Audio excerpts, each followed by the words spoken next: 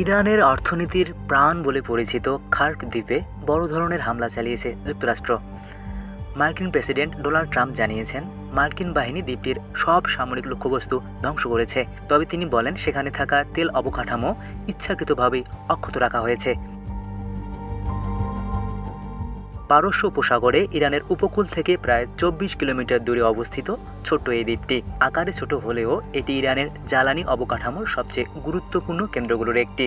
ইরানের মোট অপরিশোধিত তেলের প্রায় 90%ই খার্ক দ্বীপের টার্মিনাল দিয়ে রপ্তানি হয়। মূল ভূখণ্ড থেকে পাইপলাইনের মাধ্যমে তেল এখানে আনা হয় এবং বিশাল তেলবাহী ট্যাঙ্কারে করে বিশ্বের বিভিন্ন দেশে তা পাঠানো হয়। একটি বড় ট্যাঙ্কার একসঙ্গে প্রায় 85 মিলিয়ন গ্যালন তেল বহন করতে পারে। এই তেলবাহী জাহাজগুলো বিশ্বের অন্যতম গুরুত্বপূর্ণ হরমুজ প্রণালী দিয়ে পারস্য উপসাগর অতিক্রম করে। বৈশ্বিক তেল পরিবহনের প্রায় 1/5 এই প্রণালী দিয়ে যায়। তাই এখানে উত্তেজনা বাড়লে বিশ্ব বাজারেও বড় প্রভাব পড়তে পারে বলে আশঙ্কা করছেন সংশ্লিষ্টরা।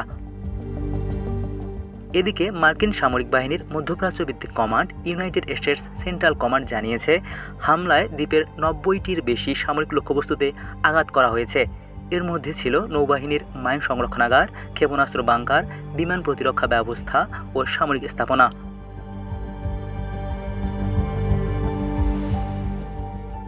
ওয়াশিংটনের দাবি, এই হামলার উদ্দেশ্য ছিল ইরানকে সংঘাত আরও বাড়ানো থেকে বিরত রাখা।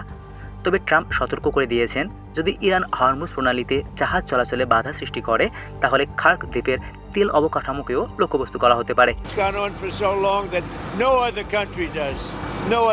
বিশ্লেষকদের মতে, খার্ক দ্বীপে বড় ধরনের হামলা হলে তা শুধু ইরানের অর্থনীতির জন্যই নয়, বৈশ্বিক জ্বালানি বাজারেও বড় ধাক্কা দিতে পারে।